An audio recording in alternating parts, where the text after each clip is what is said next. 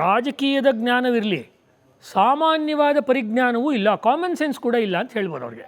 ಕೆಲವು ಸರ್ತಿ ಏನಾಗುತ್ತೆ ಗೊತ್ತಾ, ನಾವು ಒಂದು ಮಾತಾಡ್ತೀವಲ್ವ, ಅದು ಆ್ಯಕ್ಚುಲಿ ನಮಗೇ ಹಿಡಿದಿರೋ ಕನ್ನಡಿ ಆಗುತ್ತೆ.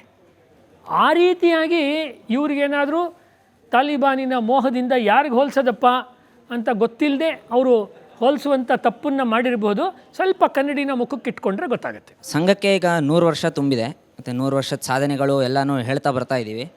ಆದರೆ ಮುಂದಿನ 25 ವರ್ಷ ಅಥವಾ 50 ವರ್ಷ ಬೇರೆ ಥರನೇ ಇರುತ್ತೆ. ಅಂದರೆ ನಮ್ಮ ಭಾರತ ಕೂಡ ಡೆವಲಪಿಂಗ್ ನೇಷನ್ ಆಗೋ ಮಟ್ಟಕ್ಕೆ ಹೋಗ್ತಾ ಇದೆ, ಡೆವಲಪ್ಡ್ ನೇಷನ್ ಆಗೋ ಮಟ್ಟಕ್ಕೆ. ಸೊ ಸಂಘ ಇದ್ರ ಬಗ್ಗೆ ಏನು ಯೋಚನೆ ಮಾಡಿದೆ, ಮುಂದೆ ಏನು ಅಂದರೆ AI ಸ್ಕಿಲ್ಸು, ಸ್ಪೇಸ್ ಟೆಕ್ನಾಲಜಿ ಇವೆಲ್ಲ ಮುಂದಕ್ಕೆ ಬರ್ತಾ ಇದೆ.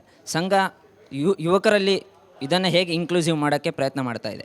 ಪ್ರಸ್ತುತತೆ ಬಗ್ಗೆ ಅಂದರೆ RSS ಆಯಿತು, ಸ್ಥಾಪನೆ ಆಗಿದ್ದೇನು ಉದ್ದೇಶ ಆಯಿತು, ಇವಾಗ ಇವಾಲ್ವ್ ಆಗ್ತಾ ಇರೋ ಸಂದರ್ಭದಲ್ಲಿ ಈಗಿನ ದಿನಮಾನಕ್ಕೆ RSS ಎಷ್ಟು ಪ್ರಸ್ತುತ, ಹಾಗೆ RSSನ ಕಾರ್ಯಕರ್ತರು ಈ ಸಮಾಜಕ್ಕೆ ಏನು ಕಾಂಟ್ರಿಬ್ಯೂಟ್ ಮಾಡ್ತಿದ್ದಾರೆ ಅಂತೇಳಿ ಅದನ್ನು ಒಳಗೊಂಡಂತೆ ಉತ್ತರ. ಈಗ ಒಂದು 10,000 ವರ್ಷದ ಹಿಂದೆ ನೀರಿನ ಉದ್ದೇಶ ಏನಿತ್ತು, ಈಗ ಲೋಟ ನೀರು ಕುಡಿದು ಮಾತಾಡ್ತಾ ಇದ್ದೀವಿ. ನೀರಿನ ಉದ್ದೇಶ ಬಾಯಾರಿಕೆ ಹೋಗ್ಸೋದಿತ್ತು.